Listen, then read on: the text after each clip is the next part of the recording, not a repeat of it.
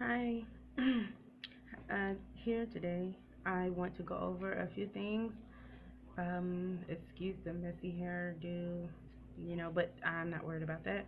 Um, right now, because I have an important message to share. It's very short and brief, but there has been a lot of conflict lately on the characteristics of the Most High, and one of them I want to point out to about is about temptation and tests. Who tests and who tempts, and we're gonna touch up a bit on that in just a moment. So first, I would like to get straight to the point by going straight to Genesis chapter 22. Genesis chapter 22. All right.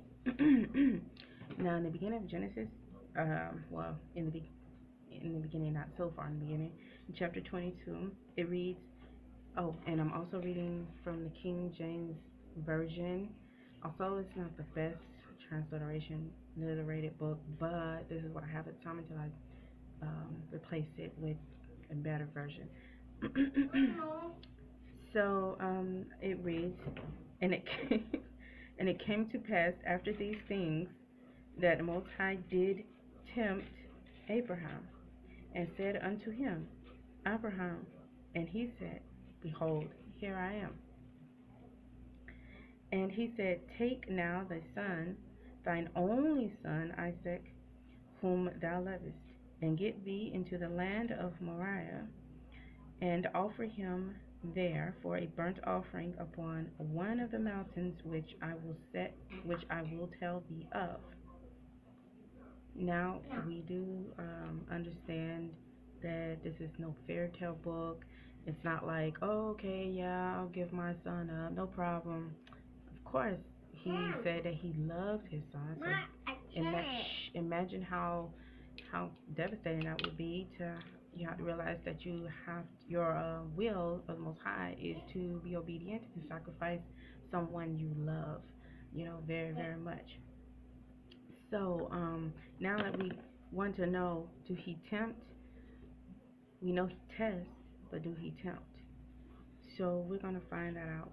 Let's go to book of James. James chapter 1. In book of James chapter 1, it reads, chapter 1 verse 12 and 13. Excuse me.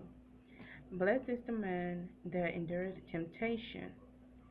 Like I said, blessed is the man that endureth temptation. For when he is tried, you have to remember that word tried, because that tried goes along with being tested, but he also put temptation in here. So therefore, temptation is not the same as being tried of the Most High. Okay?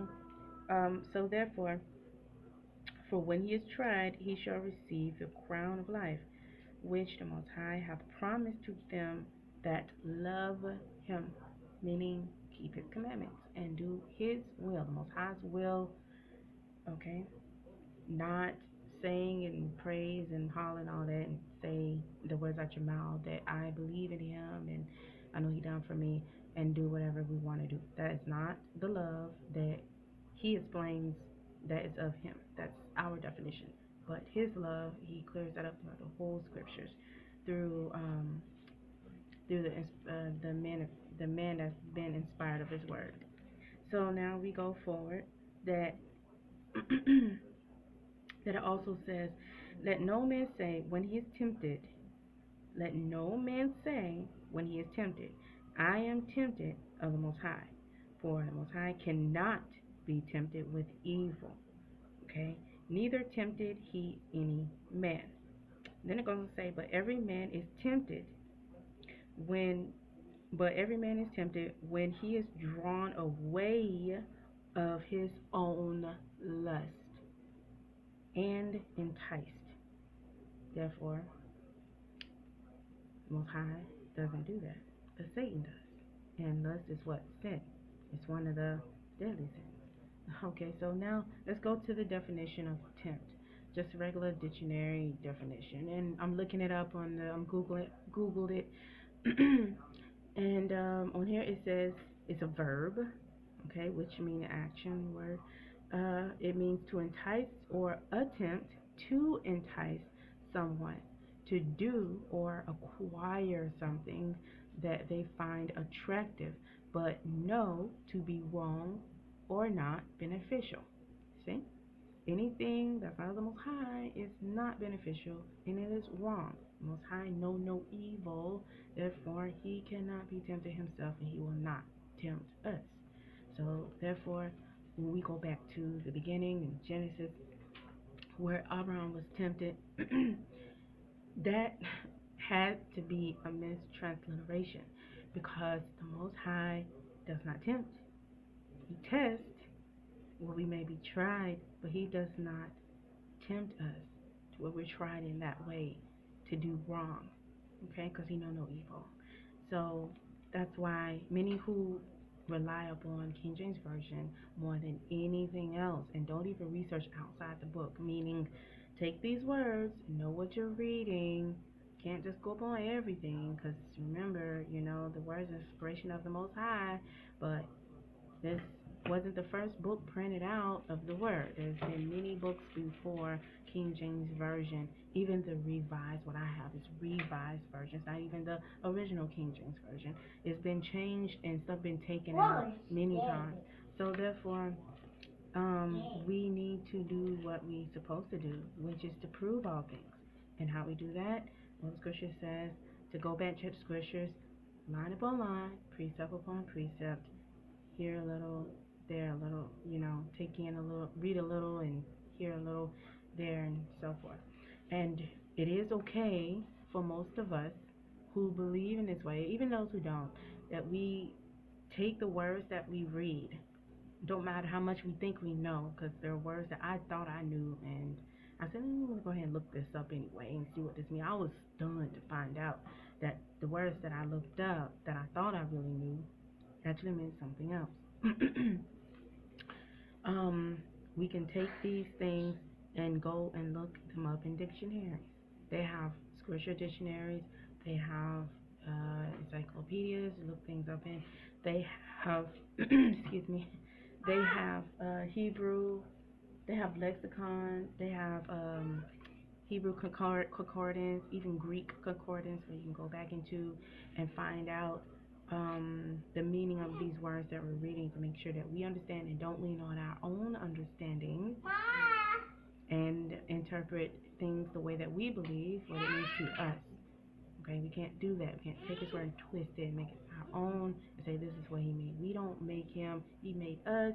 He tell us these things. He helped us understand. He gives us understanding. We don't give ourselves understanding or make up what we think what he understands. So anyway, let's go to book of Matthew. Matthew chapter 4. Go to that right now. Matthew chapter 4, verse 1 through 3. Then was the Messiah led up of the Spirit into the wilderness to be tempted of the devil, to be tempted of the devil.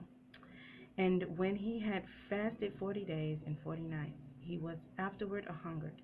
And when the tempter came to him, he said, If thou be the Son of the Most High, command that these stones be made bread. See? And then the Messiah always comes back and says, well, it is written. Meaning in the scripture, the word. He always confirms things by the word. So anyone who tries to tell you one thing, you can guarantee you can go to his word, but make sure you understand the word. Don't just take scripture out of context and use something that you can use towards anyone and throw at anyone for your defense. You don't need to do that. If you believe in the power of the Most High and you correct someone with his word, which is the sword, it defends on its own. You don't have to use it because you're scared of what somebody's telling you,